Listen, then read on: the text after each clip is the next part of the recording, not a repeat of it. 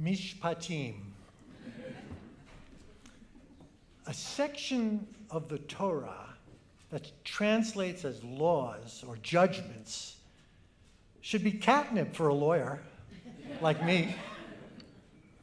I keep kosher, sort of. I do choose to eat tandoori chicken because I can't see the yogurt in the sauce. But I would never touch a cheeseburger. I mean, the cheese is right there.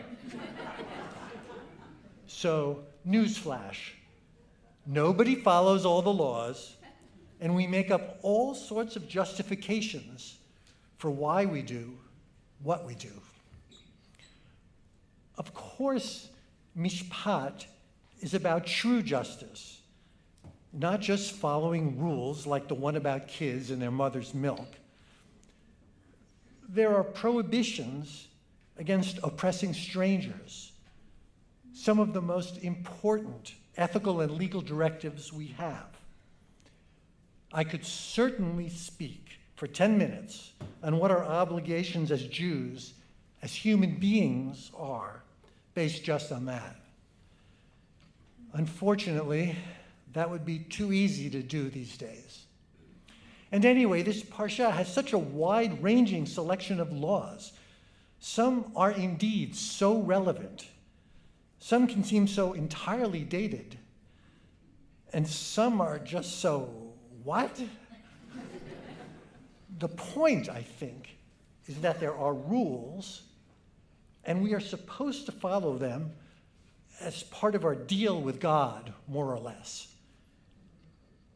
Whether we choose to follow this or that rule gives us a chance to explore the values that mean the most to us. And frankly, to ask ourselves how we feel about those who do not follow that rule. What amazes me today is how many of the relevant ones are being flouted by Washington. But you don't need me to tell you that. One more thing about these rules. A lot of them are not simply outdated. They have been the source of commentaries for 2,000 years, and they have evolved. Things that were forbidden once are now allowed, according to commentators, in one form or another. I don't know if it will ever be okay to eat bacon, but I am told it is delicious. So I am hopeful. And even more seriously, this is how Judaism has survived. It has evolved, adapted to the times, progressed from when it was a startup movement. The Judaism of Mishpatim, the Judaism of the desert, looks very different from today's religion. Many of the values are, at their core, similar, while many practices have changed dramatically. As a synagogue, we of course embody values too, and how we choose to conduct ourselves, internally and externally, can say a lot about who we are. So let me pause a moment and reflect on what CBST is or has become. The first thing I want to remind everyone of is that CBST, for all our scrappy young outsider self-mythology, is now 53 years old. We have spent almost 10 years in a home of our own. Jacob Goubet did more than just schlep those shopping bags on February 9th, 1973. He really was CBST's founder, taking the initiative to find a location and place those ads. While he never was elected, I would consider him our first president. That makes me the 22nd. I am both happy and afraid to say that we are an institution. Being an institution, we may have become part of the society we were trying to change.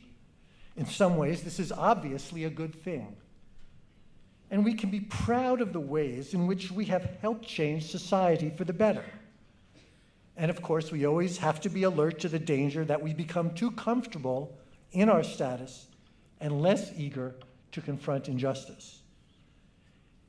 And being an institution, we need to separate ourselves from too close an identification with any one person. We existed for almost 20 years before we hired Rabbi Kleinbaum. Before she came, there were many who thought we would lose our essence if we had a rabbi on staff. By the time she left, there were many who thought we couldn't survive without her. But leadership changes. That's what happens in synagogues. And we are more than any one person, any one leader. An institution doesn't have to be perfect to survive, but it has to evolve. And that is what the board is focused on day in and day out. We have brought in a new financial system.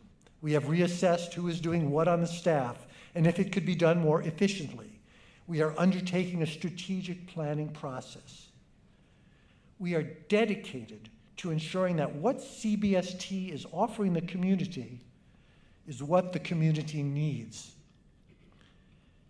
And we are constantly open to re-envisioning what CBST can look like from a clerical standpoint. So, as you now know, when an opportunity presented itself to retain our extraordinary Cooperberg Rittmaster rabbinical intern, Alana Krivel-Kaufman, we leapt. We created a position, engagement rabbi, that fills a number of holes in our organizational chart.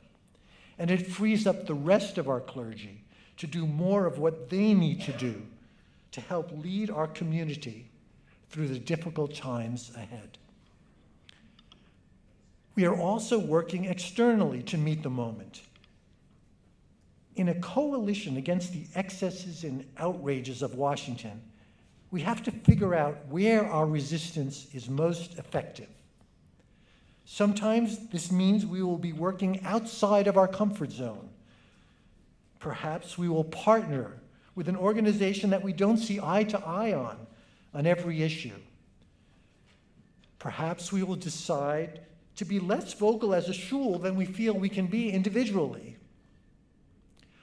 All these choices are hard, but we will address them. And another part of being an institution is that we have to realize that our public positions matter. What we say or don't say about any issue important to the Jewish people matters. One way this comes up all the time is, of course, Israel. What is the right way for us as a shul to publicly react to what is happening right now in Israel? I know this is the third rail of Drash topics. Absolutely every synagogue has been fractured to some extent by these questions. For example, when should we issue a statement as opposed to when should something just be discussed from the bima? What is useful? What is performative? What should we say because it is expected of us? When does that not matter? And how does this work with freedom of the pulpit? The principle that our rabbis are free to say what they want, to challenge the kahal, even when that makes us uncomfortable. These decisions are complicated.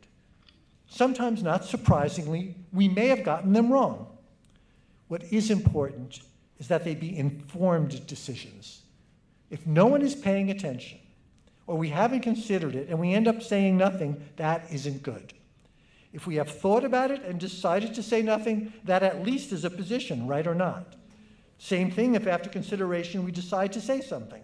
Could be right, could be wrong.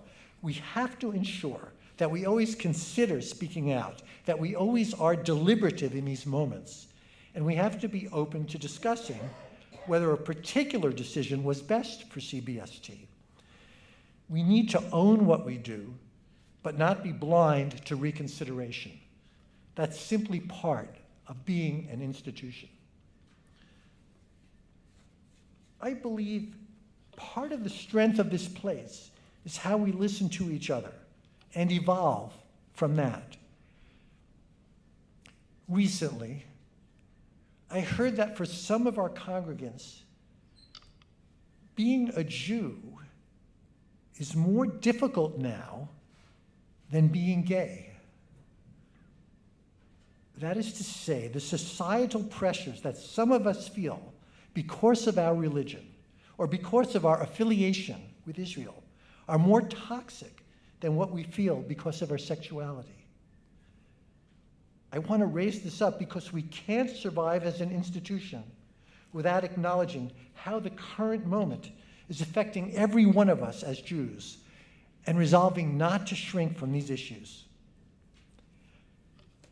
I am still learning from my fellow board members and from each of you what it means to be in community, what those shared values are, what rules and laws are more or less sacred. Let's go back to Mishpatim for a moment. What happens when the laws aren't followed? Well, there is my own private kashrut. And there is the wholesale disregard of basic human rights we see these days coming out of the present administration. And despite some commentators, I refuse to recognize a link. But there is also an imperative we all must follow as Jews, as part of CBST, as part of the world. And integral to this are values. Passionate, provocative, and deeply Jewish. Rejoicing in diversity. Denouncing social justice wherever it exists. Striving for civil rights for all people.